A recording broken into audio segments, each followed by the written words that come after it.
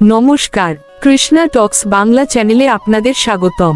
আজকের ভাবনা, ভুল মানুষের সঙ্গ কিভাবে আপনার জীবন ধ্বংস করে। আমাদের আজকের এই বিশেষ আলোচনাটি আপনার জীবন দর্শনে এক নতুন দিক উন্মোচন করবে। চলুন শাস্ত্রের আলোকে বিস্তারিত জেনে নিই। আমাদের চারপাশের মানুষের চিন্তা আমাদের অবচেতনে প্রভাব ফেলে। শাস্ত্রে বলা হয়েছে, সংসর্গজা দোষগুণা ভবন্তি।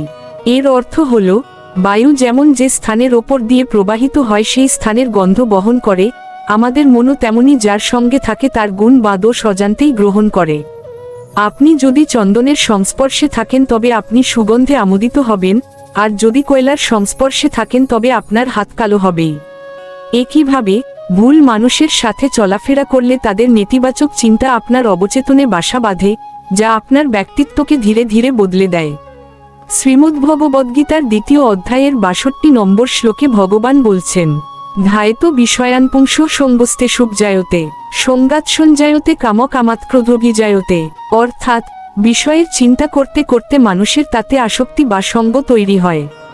এই আসক্তি থেকেই কামনার জন্ম হয় এবং সেই কামনা পূরণ না হলে ক্রোধের সৃষ্টি হয়। ভুল সঙ্গীরা আমাদের মনে এমন সব বিষয়ের প্রতি মোহ জাগিয়ে তোলে যা আমাদের প্রকৃত লক্ষ্য থেকে বিচ্যুত করে। যখন মানুষের বুদ্ধিনাশ ঘটে, তখন সে ভালো মন্দের পার্থক্য ভুলে গিয়ে নিজের ধ্বংস ডেকে আনে। মহর্ষি চাণক্য একটি অত্যন্ত কঠিন কিন্তু ধ্রুব সত্য কথা বলেছিলেন। তিনি বলেছেন, কুসঙ্গী হল সেই বিষধর সাপের মতো যে সুযোগ পেলেই আপনার চরিত্রের মূলে দংশন করবে। সাপের বিষ কেবল শরীরকে নষ্ট করে, কিন্তু একজন অসৎ মানুষের কুপরামর্শ আপনার আত্মা এবং বংশের গৌরবকে ধুলোয় মিশিয়ে দিতে পারে। তাই চাণক্য পরামর্শ দিয়েছেন, যদি কোনো গ্রামে কেবল দুষ্ট লোক বাস করে, তবে সেই গ্রাম ত্যাগ করে বনে গিয়ে থাকা অনেক ভালো। মহাভারত আমাদের শেখায় যে, এমনকি মহাবীর বা পরম ধার্মিক ব্যক্তিও ভুল সঙ্গের কারণে ধ্বংস হতে পারেন।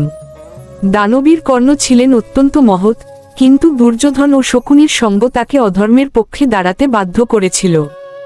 অন্যদিকে ধৃতরাষ্ট্র যদি শকুনির কুপরামর্শ না শুনে বিদুরের নীতিবাক্য শুনতেন, তবে কুরুক্ষেত্রে এই মহাবিনাশ ঘটত না। আপনার জীবনের শকুনি দের আজই চিহ্নিত করুন, না হলে আপনার জীবন যুদ্ধ জেতা অসম্ভব হয়ে পড়বে। যারা সবসময় আপনার খুঁত ধরে বা আপনাকে ছোট করে কথা বলে, তারা আসলে আপনার আত্মবিশ্বাসকে কুরে কুরে খায়। শাস্ত্রে এদের পরনিন্দুক বলা হয়েছে। এরা নিজেরা উন্নতি করতে পারে না বলে অন্যকেও এগোতে দিতে চায় না। এরা আপনাকে সবসময় অজ্ঞানী বা অযোগ্য প্রমাণ করার চেষ্টা করবে, যাতে আপনি মানসিকভাবে ভেঙে পড়েন এবং তাদের ওপর নির্ভরশীল হয়ে থাকেন। এই ধরনের মানসিক শোষণ থেকে নিজেকে রক্ষা করা অত্যন্ত জরুরি। সব সময় অভিযোগকারী মানুষের সঙ্গকে শাস্ত্রে তামসিক সঙ্গ বলা হয়েছে। এরা সূর্যের আলোতেও অন্ধকার খুঁজে পায়। এদের সাথে থাকলে আপনার মন থেকে কৃতজ্ঞতাবোধ হারিয়ে যাবে এবং আপনিও জগতের কেবল মন্দ দিকগুলোই দেখতে শুরু করবেন। মনে রাখবেন, নেতিবাচকতা একটি সংক্রামক ব্যাধির মতো। যার নিজের জীবনে কোনো লক্ষ্য নেই, সে আপনার লক্ষ্যকেও অর্থহীন করে তুলবে। শ্রীমদ্ভাগবতে শ্রীকৃষ্ণ উদ্ধবকে বলেছিলেন যে, এই সংসার একটি মায়ার খেলা। এখানে অনেকেই আপনার সাথে কেবল আপনার সম্পদ বা ক্ষমতার লোভে লেগে থাকবে। এদের বলা হয় সুসময়ের বন্ধু। কিন্তু যারা আপনার বিপদে, আপনার চোখের জলে পাশে থাকে এবং আপনাকে ভগবানের পথে স্থির থাকতে সাহায্য করে, তারাই আপনার প্রকৃত হিতৈষী। মায়ার মোহ ত্যাগ করে প্রকৃত আত্মার বন্ধুকে চিনতে শেখাই হল প্রকৃত জ্ঞান। যাদ্দিশই সেবাতে পুম্ভিস্তাদ্দিশ ভবতি স্বয়ং। এই কথাটির গভীরতা অপরিসীম। আপনি যদি দিনের অধিকাংশ সময় অলস ও লক্ষ্যহীন মানুষের সাথে কাটান, তবে আপনার মস্তিষ্কের কর্মক্ষমতাও ধীরে ধীরে কমে যাবে। অন্যদিকে আপনি যদি বিদ্বান ও ভক্তদের সঙ্গে থাকেন, তবে আপনার মনেও শুভ চিন্তার উদয় হবে। আপনি কার সাথে সময় কাটাচ্ছেন, তা আপনার ভবিষ্যতের আয়না স্বরূপ।